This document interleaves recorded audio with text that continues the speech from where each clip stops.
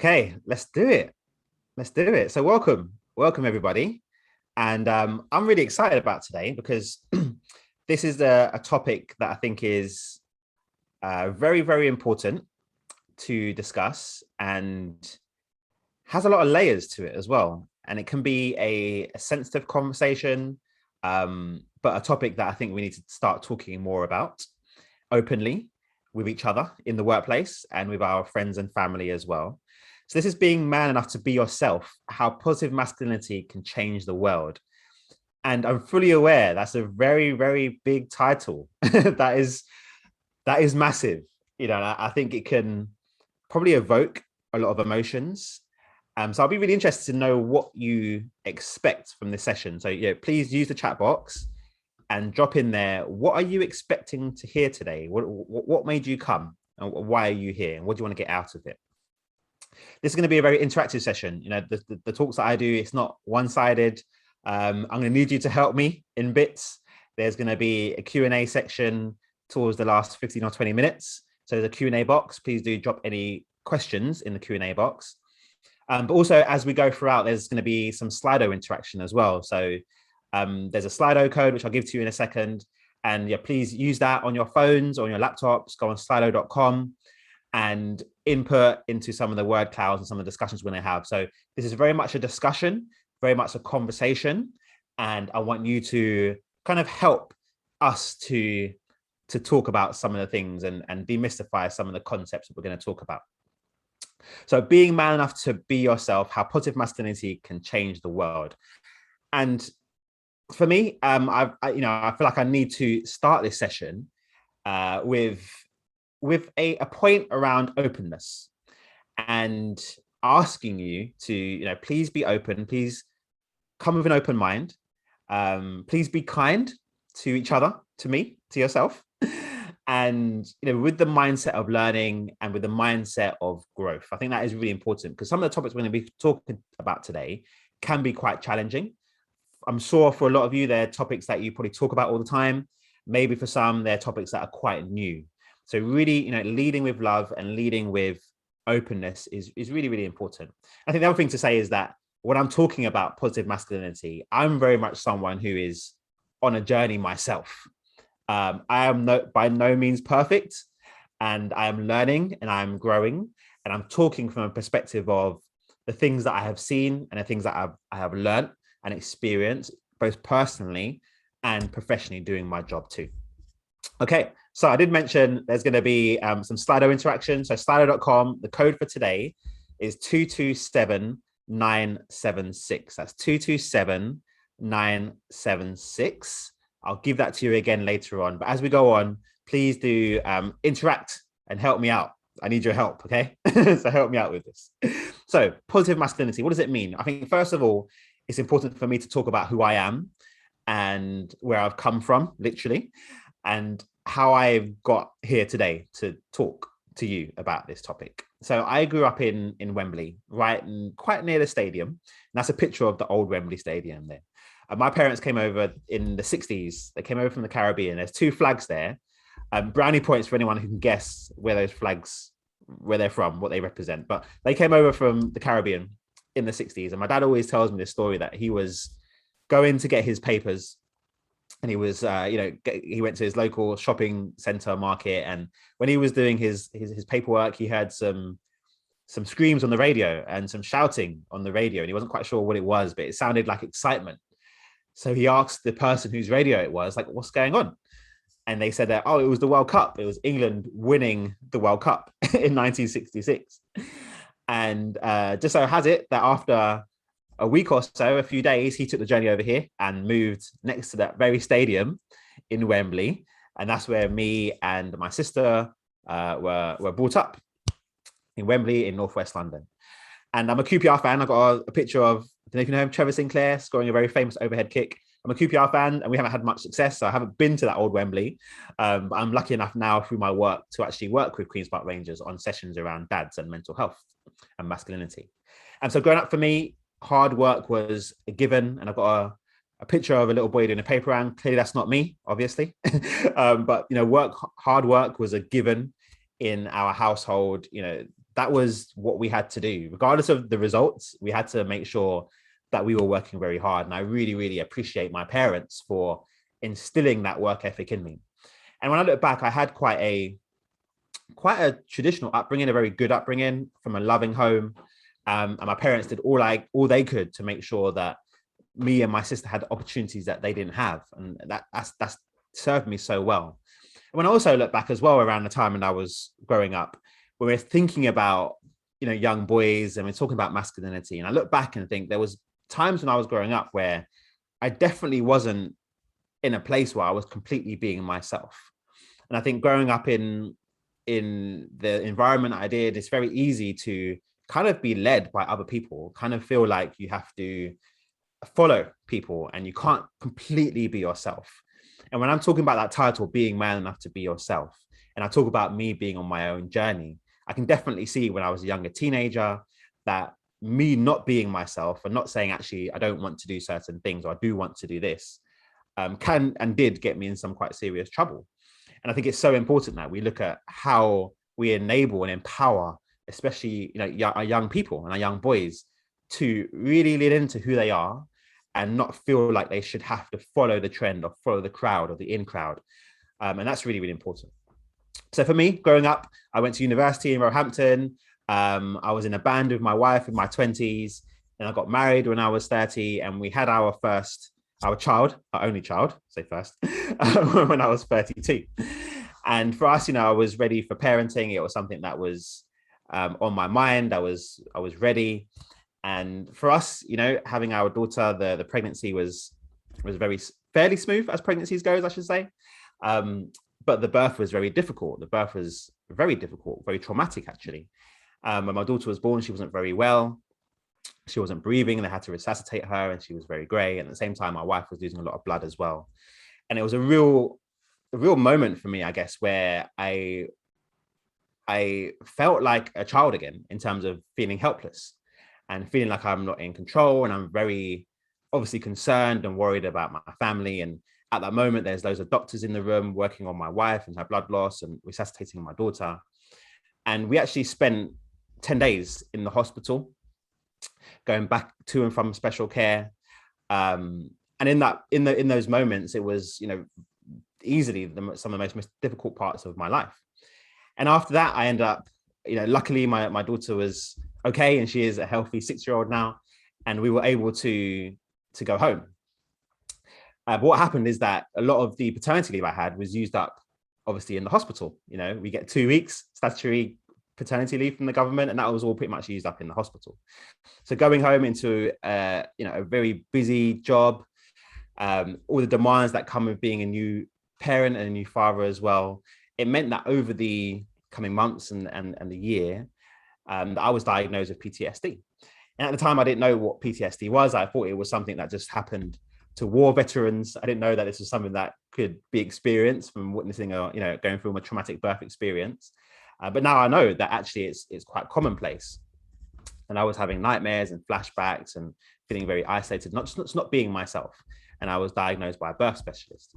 But through that period, going back into work, there was limited support through the health services, but also I personally didn't feel like it was something that I could talk about or something that I could speak with my manager or my colleagues or even my friends. And when I think about, the title of the session today in terms of positive masculinity and some of the traits that come with positive masculinity, is us being able to reach out, us being able to admit when things aren't going very well, when we're struggling with things, and be open enough to talk about things with our friends and family. It's not a sign of weakness. It's actually something that benefits us and benefits our family. And now, my daughter's 6-year-old, her birthday was a few weeks ago. And if there's any parents listening, I'm sure you can relate to when your children get older, they kind of start asking you more challenging questions. And I'm definitely in that space now. Sometimes Eleanor will ask me things like, where does water come from? And I'll say it comes from the tap. But where does it come from the tap? And I'll say, well, it comes from the sea. And then where does it come from after that? And I'm like, I don't actually know where water comes from. It's a gift from God, if you like. Or she'll say to me, where the dinosaurs come from? And I'll start starting mumbling something about extinction, and she'll say to me, "It's okay, Daddy, just come back to me when you know the answer." So now I have a 6-year-old who's definitely turning 16. But it's amazing, being a dad has changed me both personally and professionally. And when I say personally, it really has changed me and changed my perspective on life and my outlook, and definitely changed my thoughts on men and how we communicate and how we talk to other people. And sharing my story, the first 3 years after my daughter was born, I didn't speak about it at all, apart from with my wife. But more recently, I've been more open about it. Now I'm very comfortable talking about, what we went through as a family. And a couple of months ago, I actually sat down with a journalist from the BBC and spoke to them about me being diagnosed with PTSD and what happened and my experience. And it's such a strange experience, talking to her. It kind of felt like a therapy session. And I told her everything over 2 Zoom calls, about 6 hours altogether, and just shared everything. And on that day before the piece was going to come out, I remember sitting in bed and I couldn't sleep. I was so nervous. Because the realization that I had shared everything on such a public platform, and that my neighbors are going to read this, the other parents on the school run are going to read this, the world is going to read this. I was so nervous. And when I say I'm still on that journey, is that to be truly vulnerable and truly open, it's not easy. It's not easy at all. And for me, as someone who preaches about it and talks about it, it's very important for me to also do the work within myself as well. But I'm so glad I did share this, because the amount of emails and messages I had from dads all over the world saying, "You've basically described my experience."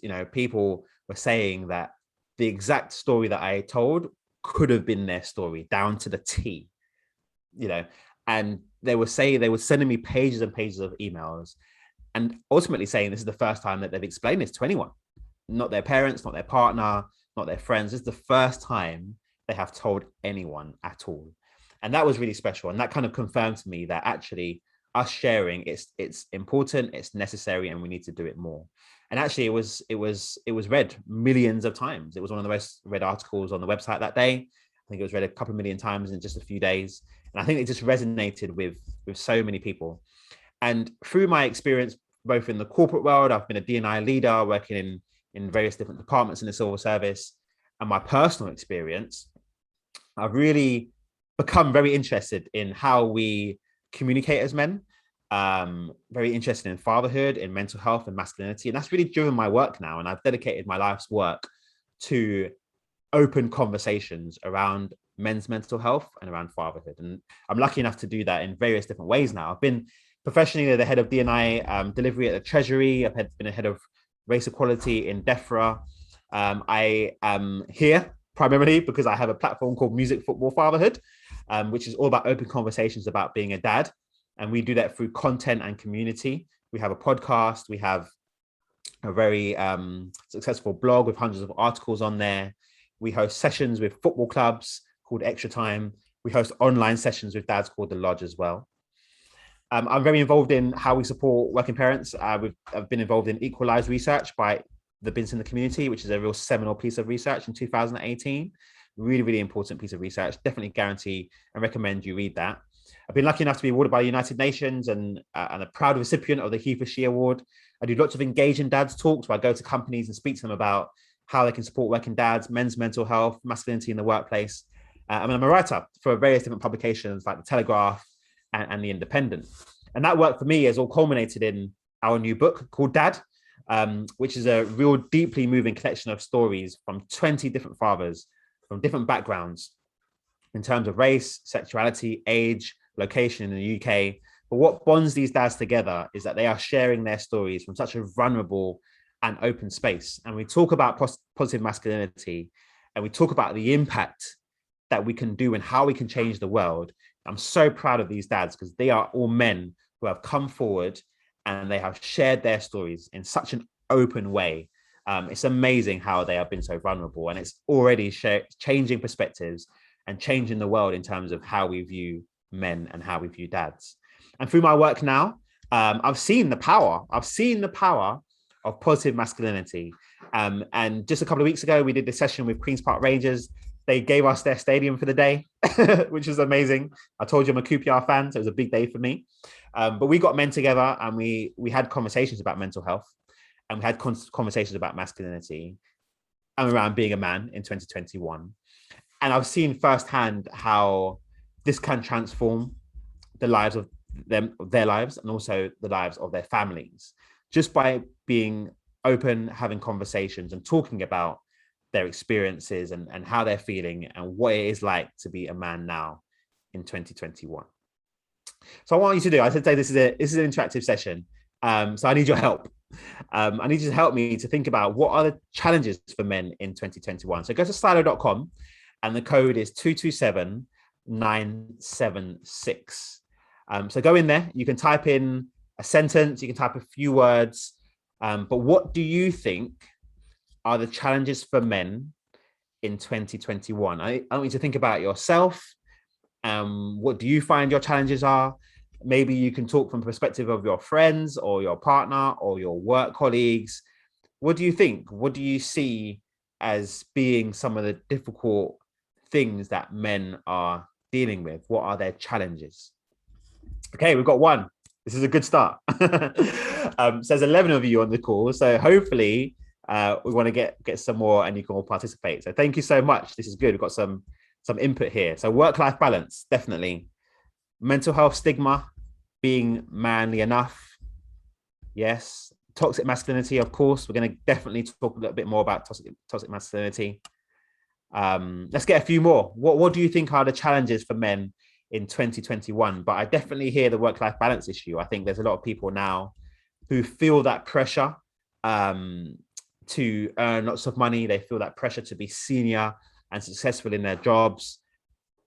They also want to be present at home. They also want to be good partners and good fathers. And that definitely is a challenge. And mental health stigma, being man enough, we know that it can be difficult for men to open up, be vulnerable, and feel like that's going to be accepted. So I think definitely being man enough, we're going to get into that a bit more as well. And financial goes back into the work-life balance, that pressure that men face, that is a big, big challenge around finances. So thank you so much. This is really good. I think some of it depends on the age of the man.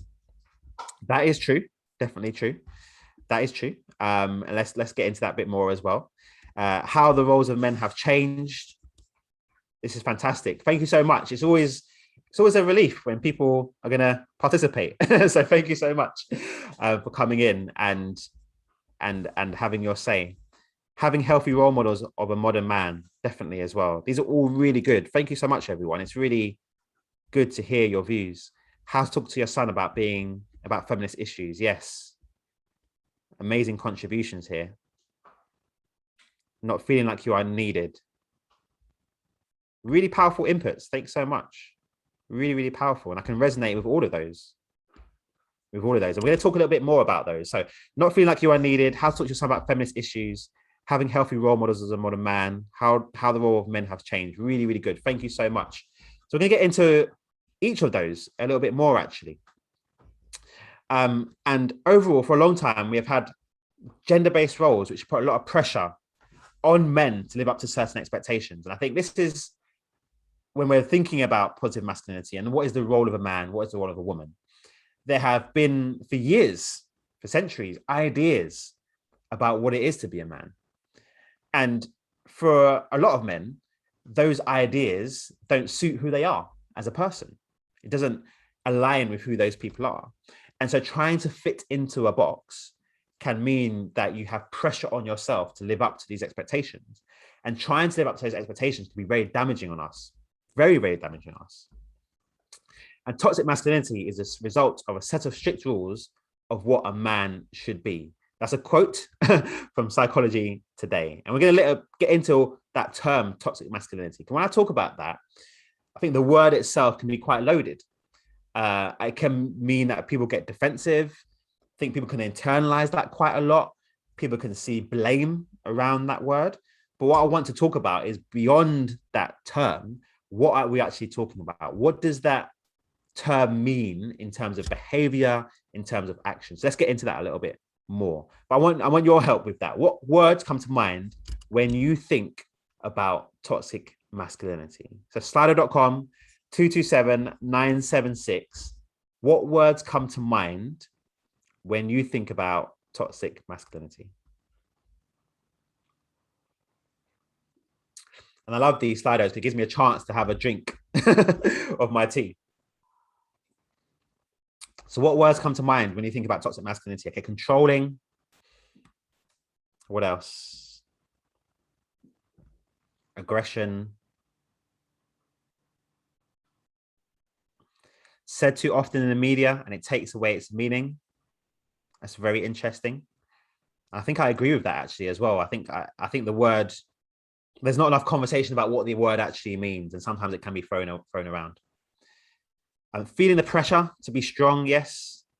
Boys together, protector, misogynistic, negative body image, overly confident, protector, suppressing emotions. This is really good. Let's have a couple more.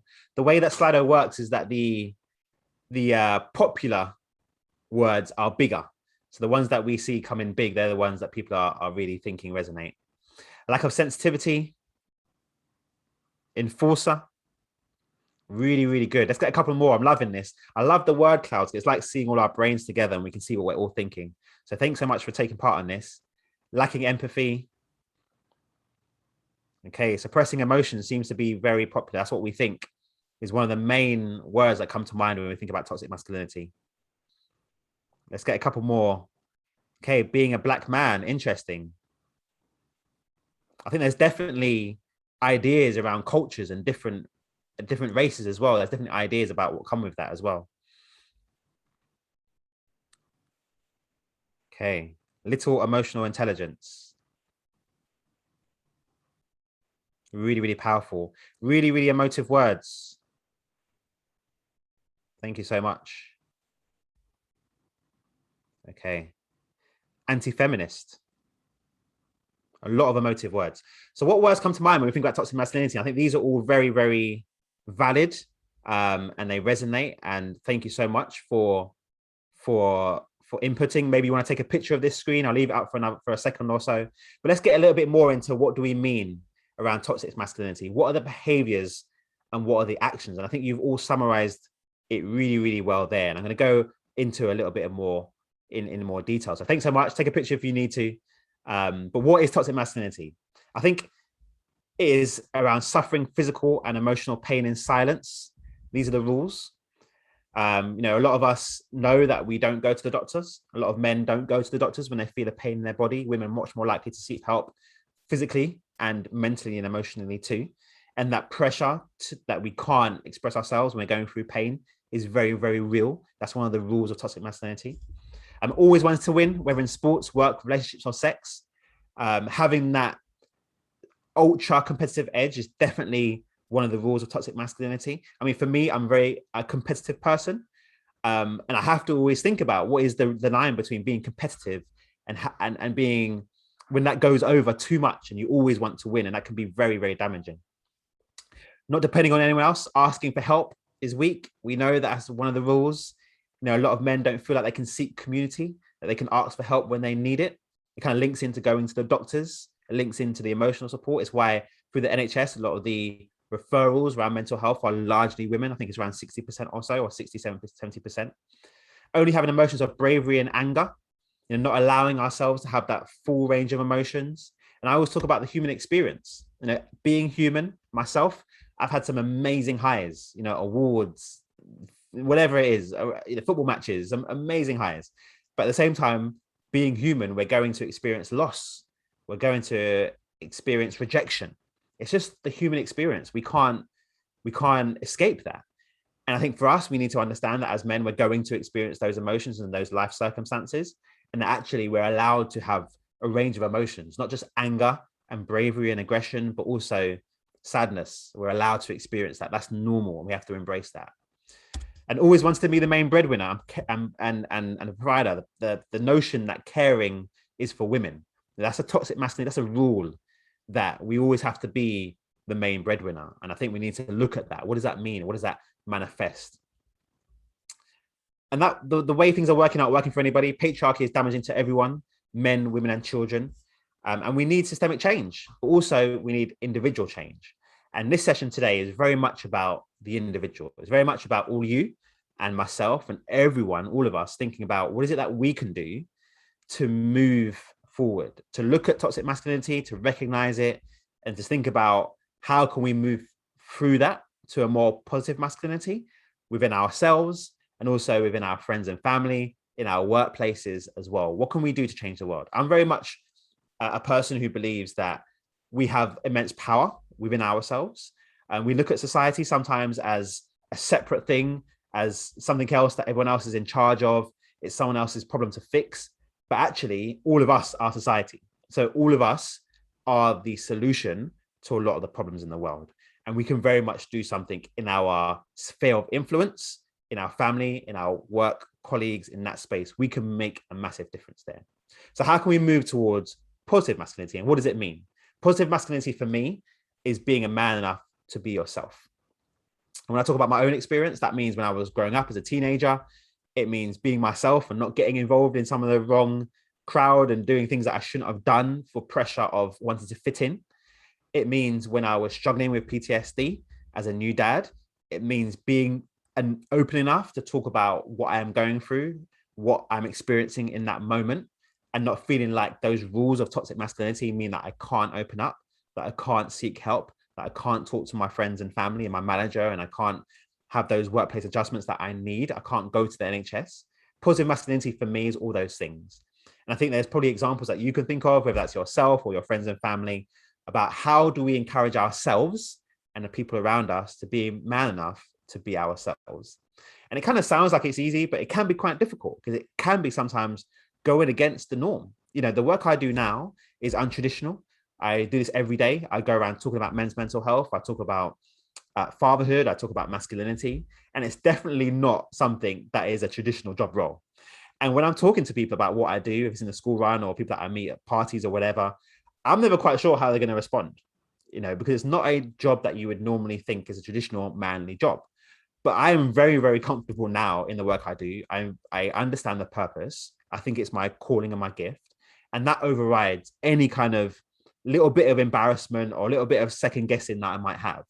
But I think for a lot of dads who choose to go on shared parental leave or work part-time or whatever it is that they want to do, they will face that as well. They will face that voice in their head or very real opinions and comments from other people that can question, am I actually doing the right thing? But ultimately, positive masculinity for me is being man enough to be yourself, regardless of what other people are saying or what society and the media tells us is the manly thing to do. And I think we can achieve amazing things through this. We can really achieve great things. And when I talk about what a new set of rules is, what can we reimagine to be the new set of rules around what positive masculinity is? And for me, it's the opposite of the rules around toxic masculinity. It's talking openly about our physical and emotional pain. You know, I showed you those pictures of the session we did at QPR. That was amazing. There was men there talking about when they were trying for a baby, but they were diagnosed with testicular cancer and how difficult that was. There were men talking there about child loss, about miscarriage, around mental health. And it was so special, you know, to get men in that room talking openly, and the bond we created, the magic we created was so amazing. It's so amazing. So I think we need to move towards that place. I think we can be competitive, but don't always need to win. Being competitive is not a bad thing. You know, I think it can help us in life. It can be good, but not when it becomes obsessive that we have to win and we do things that we shouldn't be doing to win. And that goes for work, relationships, sex, anything. We need to be competitive, but not to that point where it becomes a toxic trait. Allowing ourselves to have a full range of emotions. Bravery and anger are fine at parts, but also sadness and overwhelm, they are okay too. We are human beings. Naturally, we are going to experience those things. We need to lean into them, allow us to go through the pain. I'm going to talk a little bit later about the suicide rates and why suicide is so high in men. And I think the more that we can allow ourselves to embrace some of those challenges in life and embrace those emotions is the better. And being part of a community, asking for help. We all need help in whatever we do. I think there's old sayings around, if you want to go fast, go by yourself. If you want to go far, go with others. There's a saying around, it takes a village to raise a baby. These are not just, old quotes that sound good. There's a lot of truth in these as well. Us as humans living the human experience, we can't do anything ourselves. We need our support systems around us. And it's very important that we have those support systems, whether it's our partners, our friends and family, work colleagues, whatever it is, external support. We need to build support systems around us and be part of a community.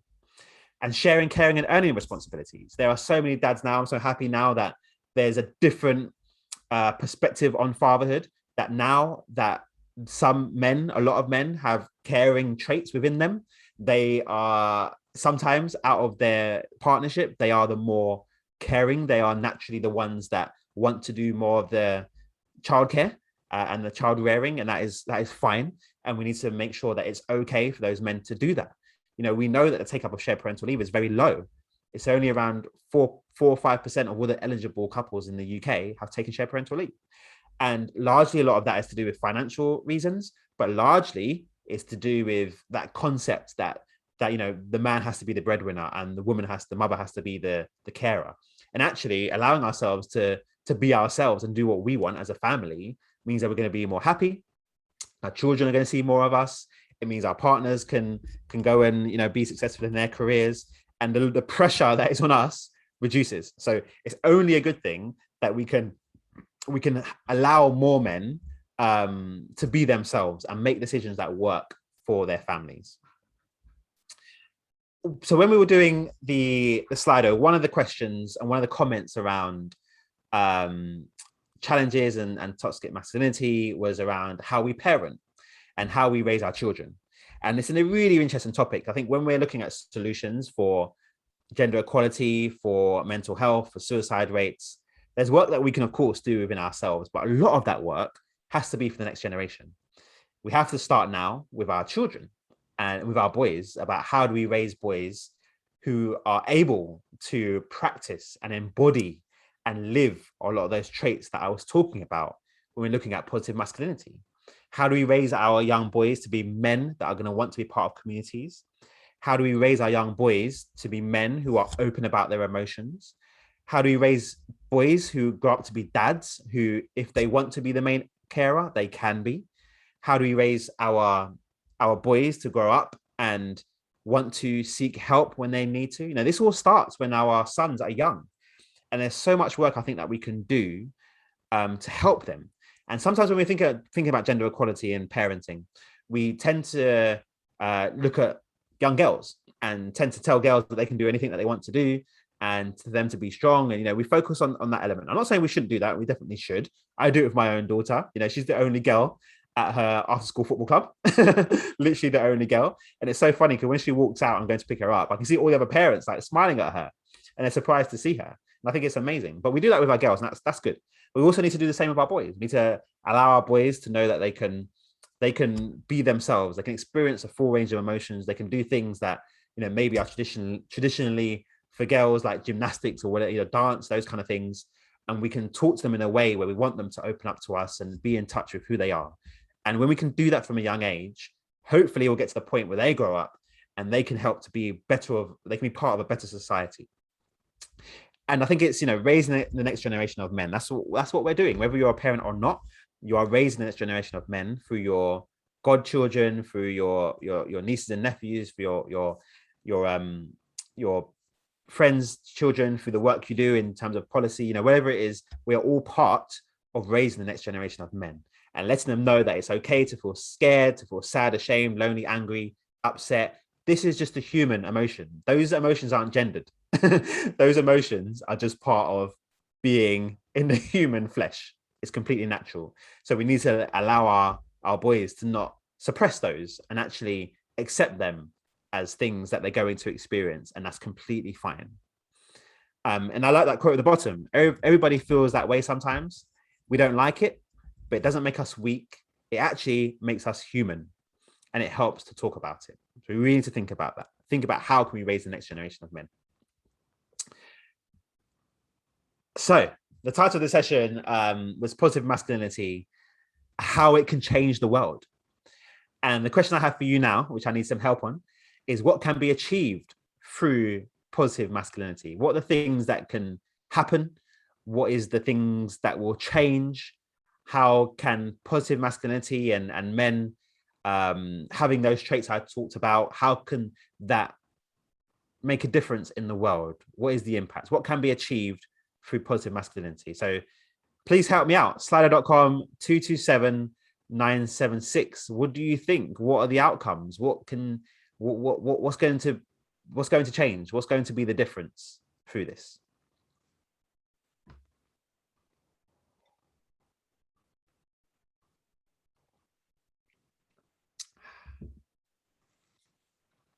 Okay, so we've got some answers coming in. Let's keep them coming in. There's 13 of you, so I want you all to participate if you can, please. I need my help. I don't want to talk to myself. It's always nice when there's interactions. That's really good.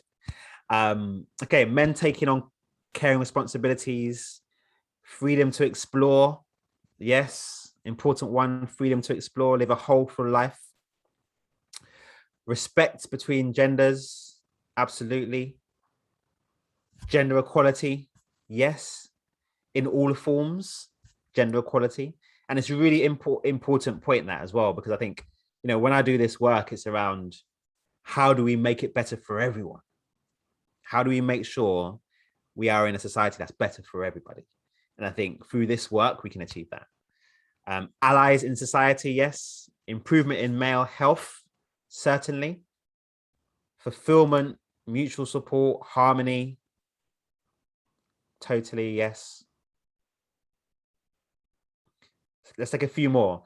And also, while you're doing this, while you're thinking, please do use the Q&A box as well. If there's anything that you want to ask me, any questions on the table, we'll have some time soon to get through those questions. So please do use the Q&A. If there's anything that you want to talk about, just drop questions in there. Happiness, moving away from having a negative approach, being able to demonstrate how you feel without prejudice. I love that. Powerful, powerful stuff. Being able to demonstrate how you feel without prejudice. Happiness, fulfillment, mutual support, harmony, authenticity, improvements in male health, gender equality. These are big things. These are big impacts that we can achieve. Let's have a couple of more. Thank you so much for participating. Let's have a couple of more. Let's see what else you're saying. Removing expectations. Yes. More caring and empathetic leaders who care about people over business. Being able to talk freely. I love all these. It's so true. You know, when we look at this, it's so powerful because these are big things. You know, being able to be authentic at work or with your friends and family is massive.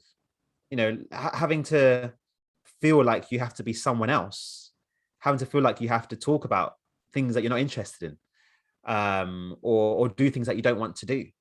You know, that's big. And being able to be yourself and really live in who you are, it has so many benefits. You know, first and foremost, for yourself, for your own well-being, for your enjoyment, for how you enjoy every day, but also in the other things, you know, how we perceive other people, the role we play in our families, how we approach our colleagues at work, what kind of line managers we are, what kind of leaders we are. Allows men to find their real selves. Just being yourself, regardless of your background, totally. You know, I could not be happier doing the work I do now. And yes, it might not be traditional. It might not be everyone's cup of tea, but I can assure you, I am so happy. I am so happy. I'm so at peace. And it takes a while to get there. It does take a while to get there. But when we can be truly ourselves, our lives are so much more fulfilling. And the impact we can have in the world is so much more as well. So I love this. Thank you so much for everyone's input. Thank you so much for not leaving me on my own to speak to myself. So yeah, I love your input, and it's very, very powerful and very, very real. And I think it's just so good to hear what we're all talking about and feeling around this, talking about how you feel. Yes, definitely. So let's go into this a little bit more. What can be achieved through positive masculinity? Let's dive in a little bit more into all of those things. So I'm going to talk through all of these separately. So allowing fathers to play a more active role in their children's lives and reducing the pressure to be the main breadwinner all the time. allowing fathers to play a more active role in their children's lives and reducing the pressure to be the main breadwinner. We know through the research that having two parents in the home, it does so much for children in what we call the 1,001 days. That's from conception to 2 years old. Babies are learning so much in that time. Actually, a lot of who we are is formed disproportionately in that period. And it sounds weird to say it because, babies at that age can't walk or talk, but they are learning so much about how they see the world, how they interact with the world, social skills. They're learning from their parents, and having two role models that can be there, that are able to spend time with their children is so powerful. And through positive masculinity, we can improve children's lives. Reducing suicide rates. Suicide is a big killer of men under 45. 3 out of 4 suicides are men. And in my opinion, it's not that men have more troubles or more worries or have a harder life. It's that we are not so good at being able to talk about and being open about our challenges early on. For me, when I was going through my PTSD, I think I was one of the lucky ones in that I had my wife I could talk to, but also I didn't have other compounding things going on. I didn't have financial worries. My workplace were good largely, even though I didn't talk to them about that. I was able to work flexibly. My relationship is and was great. So I didn't have compounding things on top, but I can imagine if I had financial worries, if I had all these other things going on in my life, then I can very, very easily see how you get to the point where it's all too much. And especially if then you can't talk about it as well. So through positive masculinity, we can actually, I think, impact those suicide rates. Reduce the motherhood penalty and the gender pay gap. We know that the gender pay gap, that large disparity really starts when the first baby is born into a family. So if we're allowing men to be, take on some of that caring responsibility and share, if that works for the family, then we can reduce that motherhood penalty and the gender pay gap. Increasing women's representation at senior levels and in traditional male industries. Positive masculinity, it means that not only are we doing the stuff through fatherhood and motherhood, but actually the behaviors that we are seeing in work and allyship become stronger. And we're going to talk about allyship a bit later on. Less microaggressions and more positive experiences for women in the workplace. Reducing male violence against women and men. So there's so much impacts that can be seen through positive masculinity. And I think it is so important that we first and foremost understand them, and then we do the work so we can realize them as well. And going back to that point around how powerful we all are, you have the ability to influence others to get these outcomes. So it's big problems, but actually the responsibility and the power is within all of us to do something about them. And I really want to talk about allyship.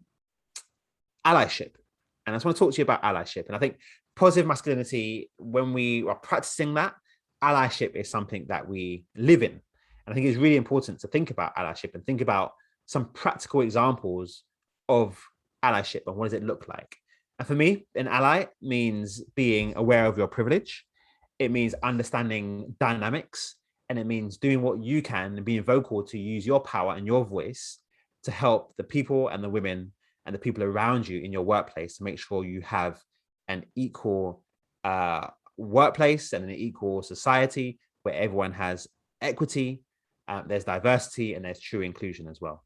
And I want to talk through some practical examples of allyship, because I think when we talk about allyship and we talk about the concept, that's all good, but sometimes people have the difficulty of actually translating that to the workplace. What does that mean when I'm actually in work, in a meeting, when I'm in recruitment? What does that mean? What can I do then? And there's a few examples that are very tangible, that are practical things that we can all do around male allyship. So calling out sexist behavior. A lot of us have been in meetings where we have heard something, or we've been in groups or at the pub, whatever it is, and we've heard people saying things that we know isn't right. And it's the easier thing to do, to just let it slide and think it's not my problem, but actually calling it out. Knowing how to call it out is important. It doesn't have to be a confrontation or aggressive, but knowing how to just take someone aside and just say, hey, what you were saying there, maybe we should think about that. Maybe we can think differently about that. Maybe that's not the right way to look at things. So thinking about how do we be bold and call out sexist behavior. Chairing meetings is a big one. Chairing meetings inclusively and observing group dynamics. Sometimes it's very easy to be in our own bubble, whether that's consciously or subconsciously. But when we're chairing meetings or when we're part of meetings, that is a very real kind of interaction one that we experience a lot, and one where there are lots of different dynamics at play here. And it's one that we can make a big influence in, especially being the chair, especially being a man, and sometimes being an older man as well. We have privileges in terms of our voices are listened to. We command space in those environments. I think it is really important to look at the dynamics and look at where the power dynamics lay. Are you recognizing that some people aren't able to speak up? Some people are being interrupted. Some points are being made which aren't being heard, and then someone else makes a point and that's then acknowledged. And being brave enough to, first of all, recognize that, but then using your influence and your power to be able to influence those dynamics and doing things to make sure that everyone can input and everyone's input is valid and shared and respected. I think sponsorship is important. We talk about mentorship a lot, but sponsorship is what people talk about and say about you when you're not in the room. It's when people put you forward for opportunities. It's how they sing your praises. It's how they make you make new connections and new networks and relationships, and being aware of who we're sponsoring. And again, due to bias, it's very easy to support people who look like ourselves, who sound like ourselves, who have similar upbringings, similar backgrounds. But looking outside of that and thinking about how can you sponsor other people. And if you're a man, that means sponsoring women, and especially women from underrepresented backgrounds as well. Being aware of your own internal beliefs and biases is something that we all have. Our brains naturally come to conclusions. They naturally come to assumptions. Actually, for us to survive on a day-to-day basis, our brain has to do that because we take on so much information. We have to assume certain things about whether it's people or objects, whatever. But actually, we need to slow down when it comes to especially points around decisions, recruitment, talent management, performance management, especially, but also in day-to-day interactions as well. And make sure that we're not letting our assumptions and our internal beliefs and bias dictate our beliefs or our behaviors and our actions. And we can all do that by slowing down, thinking about how we're acting, what we're saying, how that is landing, putting ourselves in the other person's shoes as well. Really, really important to do. And lastly, for me, allyship is reading, watching, learning more. It's about attending sessions like this. It's about having a conversation afterwards with someone else. It's about doing the work within ourselves, understanding about the dynamics in the world, thinking about masculinity, feminism, gender equality, and just educating ourselves really on what other people experience and understanding what other people experience and how other people see the world. That is something that we can all do, which is free. There's loads of free resources out there on YouTube or through We Are the City. There's loads of places that you can learn about this stuff. So please do read, educate, and learn. Okay, and part of that further reading is some books. And there's a few books that I'm recommending here. There's Bell Hooks, a phenomenal writer on these issues. A few books from her. The Will to Change is one. Jill Whitty Collins wrote Why Men Win at Work, which is an amazing book I'm reading at the moment. JJ Boller's Mask Off, Masculinity Redefined. Alex Holmes' Time to Talk, How Men Think About Love, Belonging, Connection, really, really powerful. And of course, I'm going to have my book in there, of course.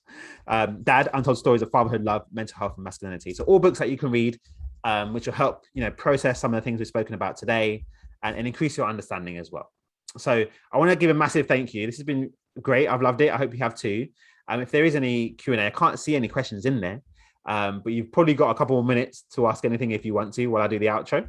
But I just want to say thank you so much. My call to action and my ask is that you have a conversation with someone that that could be a family member, a friend, a work colleague, but have a conversation about what you've heard today, what resonated with you, the Slido interactions that we had, anything. Have a conversation with someone else and talk about these things. And that's how we're going to create the momentum is carrying on these conversations as well.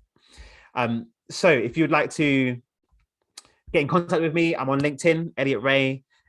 Please do visit Music Football Fatherhood. There's loads of resources on there. You can listen to our podcasts. You can find out about our forthcoming events. You can order our book. I spend a lot of my time in our community doing a lot of stuff around conversations with dads and opening that up. But I also speak a lot to organizations. I do a lot of workshops and webinars around masculinity, redefining masculinity. What does masculinity mean at work? Do a lot of stuff around men's mental health, and also do a lot of stuff around supporting working dads too. and some inspirational talks about authenticity and vulnerability. So if you want to talk about that, then please do get in contact. LinkedIn or email is the best way to do that too. And also should talk about the next We Are the City events. There's an event next week on the 18th, Human Design, a map back to your unique power. And that's with Faye, Kilgore, and Nevis. I think I've said her name right, hopefully. But yeah, please do join that as well next week. Okay, we have had one question from Sophie, and it's, do you think that any particular age group of men find this more difficult than other age groups? And that's a great question. I'm going to stop sharing my screen and talk on that for a couple of minutes. So thank you, Sophie, for that question. And I think it's something that is true. You know, through the sessions I've been doing with workplaces, some of the conversation that we have is that when we're talking about this stuff that we've spoken about around, you know, what it means to be a man now, and how a lot of men are looking at caring responsibilities differently, or are a lot more kind of understanding around the equalities in the world, and they have a different view on themselves. That is a relatively new thing. To be honest, that is a relatively new thing. And a lot of men who are older, maybe in their 50s and 60s, they've grown up in a world where their role was very much defined. And a lot of the conversations that we have now just didn't exist. And there just wasn't a space to have those conversations, you know, years ago. In the 90s, even in the 2000s, I doubt that I would be talking about this. And I very much doubt that we would even be having this conversation. So it is a very new conversation. And I think definitely younger men find it easier just because of the way the world is now. We are way more connected. We are, I think, moving, especially the younger generation, are activists in themselves. They've been brought up in a generation that is very visible. We've had a lot of movements recently, Me Too, Black Lives Matter, which have captured the mainstream attention. So I think it definitely is easier for a lot of younger men, and probably harder, I'm generalizing here, but I'll say harder for a lot of older men to engage. So I think it is, when we're thinking about how we create change, it is about thinking about, you know, different approaches for different people, and understanding that people are coming from different spaces, that some people have had years of a different type of norm, and that maybe we need to approach things in a bit differently with those people and understand their challenges, and also do sessions that center them and actually give them the space to talk about their own experience and how they see the world as well.